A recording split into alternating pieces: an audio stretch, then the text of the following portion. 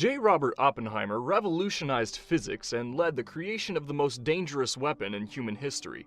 The theoretical physicist's contributions altered the course of humanity and helped end World War II.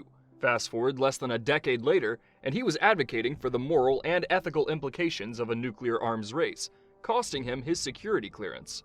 What was the cost of building a weapon that took the lives of hundreds of thousands of people? And what happens when you cross the US government? Stick around as we dive into the incredible story of the man who once said, "I am death." Who was J. Robert Oppenheimer? The theoretical physicist was the son of wealthy parents and grew up in New York City. He excelled as a student and enrolled in Harvard for his undergraduate studies. While at the Ivy League school, Oppenheimer studied many subjects, such as Latin, Greek, chemistry, poetry, and Eastern philosophy, but no topic resonated with him as much as physics. Although he showed great promise as a theoretical physicist, he was hopeless in the laboratory. This made it difficult for him when he headed to England to study at Cambridge University. He dreamed of studying with Ernest Rutherford, the man often called the father of nuclear physics, but Rutherford didn't have time for someone so bad in the lab. Instead, Oppenheimer became J.J. Thomson's research assistant on the condition that he take a basic laboratory course. As the person who discovered the electron, Thomas had a lot to offer Oppenheimer in terms of mentorship, but his period as a student in Cambridge was one of the unhappiest times of his life. Next, Oppenheimer headed to Germany's University of Göttingen to study quantum physics. He received his doctorate by 1927, the same year he and Max Born produced the Born-Oppenheimer approximation. The approximation simplified the study of molecules by treating the way electrons and nuclei moved as separate processes due to the significant differences in their speed. This made mechanical equations for molecular systems much more accessible. Since quantum physics was such a challenging field of study, it allowed researchers to perform more manageable calculations and more accurately predict molecular structures and properties. Not only did the approximation allow researchers to gain insights into the behavior of materials and chemical reactions, but it also contributed to how powerful and computational tools are used to predict and design new molecules and materials. Basically, it laid the foundation for decades of advanced scientific study. It also opened a lot of doors to Oppenheimer, who bounced from one prestigious physics research facility to the next.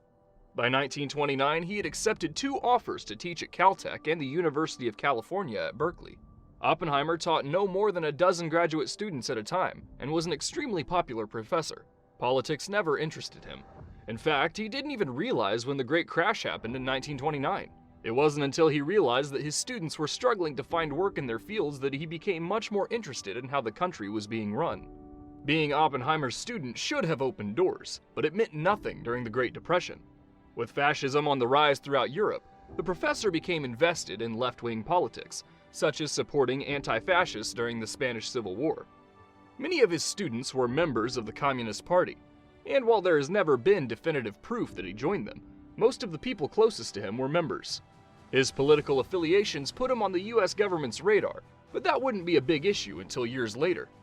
Physicists warned the US government after Hitler invaded Poland that if the Nazis were to develop a nuclear bomb first, it would have catastrophic consequences for the rest of the world. The race to be the first country to create this bomb began. Canada and Britain joined the US in the top-secret Manhattan Project.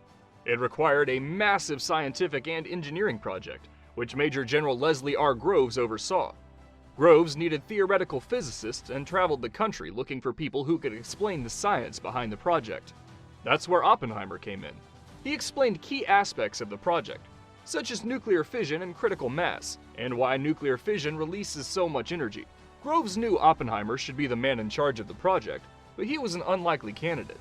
The man had never won a Nobel Prize, had only ever managed a dozen students, was terrible in a laboratory, and J. Edgar Hoover had identified him as a security threat. But Groves knew nothing about quantum physics and the technical side of operations, and Oppenheimer was a 34-year-old eccentric physicist who spoke in plain English. It took some persuasion on Groves' part, but eventually Hoover caved and let Oppenheimer take the lead. Early in his leadership, he pitched the concept of a secret city to Groves. They needed a place where scientists could speak and research freely, without the confines of communicating in code and keeping everything they did secret from those around them. The 2 men scouted locations and settled on an area in the New Mexico desert, where Oppenheimer's vision came to life. Los Alamos had barbed wire around it and was completely secluded from the outside world. There, scientists designed the bomb, while other locations created the necessary materials. Uranium enrichment happened in Tennessee, and plutonium production occurred in Washington state. Oppenheimer oversaw the Trinity test, the first successful detonation of an implosion-type plutonium bomb, similar to the one they later used in Nagasaki. Scientists, military personnel, and key project figures gathered in the early morning to watch the explosion. The detonation revealed that the bomb's explosion wouldn't be a single event. There was a sequence: flash, immense heat, and the roaring sound. At the end, the infamous mushroom cloud rose from the explosion site and filled the air. Some people in the group cried while others celebrated. When Oppenheimer spoke about this moment in later interviews, he quoted Gita and said, "Now I am become death, the destroyer of worlds." This new weapon could be potentially responsible for the deaths of hundreds of thousands of people. But what was the alternative? Oppenheimer was pro-bomb. Although it would cause an unimaginable amount of fatalities, it would put an end to war, as nations would be so scared of tensions escalating to the extent that someone would unleash such a powerful weapon ever again.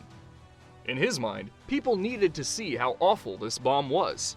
However, in quiet moments, he showed signs of remorse. On one occasion, he was walking with his secretary when he commented under his breath about the poor people who would die soon because of the bomb. Oppenheimer briefed bombarders about the altitude at which the bomb needed to be detonated to cause maximum destruction. On August 6, 1945, the US dropped the first atomic bomb, Little Boy, on Hiroshima. 3 days later, they dropped a second bomb named Fat Man on Nagasaki. The war was over, but at what cost? Oppenheimer was a hero for a while. His leadership in the Manhattan Project earned him recognition and accolades, such as the Medal for Merit handed to him by President Harry S. Truman. He also became an advocate for international control of atomic energy. He hoped that sharing nuclear technology internationally would prevent the spread of nuclear weapons, and thus contribute to global security. But the world had entered into a new and potentially catastrophic era, the Cold War. Now, the government wanted an even more powerful bomb than the atomic bomb, a hydrogen bomb. Oppenheimer deeply opposed this notion. He warned that deploying a hydrogen bomb would cause destabilizing competition between nuclear-armed nations and raised moral and ethical concerns about the responsibility of scientists to create such destructive weapons. The perception of Oppenheimer shifted dramatically. His beliefs put him at odds with influential government officials who were pushing for the development of a hydrogen bomb. In the wrong hands, the weapon could lead to the destruction of humanity and our planet, but nobody wanted to hear it. Oppenheimer's political associations and loyalty came into play, and soon he was fighting to keep his security clearance. Remember, this was the height of the US anti-communist movement.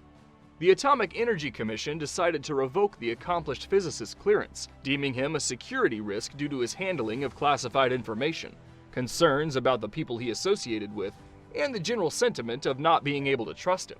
With his clearance removed, he lost his standing in many government circles and could no longer contribute to policy discussions on nuclear matters. The decision shocked the scientific community. To fix the injustice, President Lyndon B. Johnson awarded Oppenheimer the Atomic Energy Commission's Enrico Fermi Award. He served as director of Princeton's Institute for Advanced Study, where he worked until retirement in 1966. On February 18, 1967, he died of throat cancer at the age of 62. He was once an awkward scientist who couldn't work in a laboratory, but became the theoretical physicist who steered the world into the Cold War.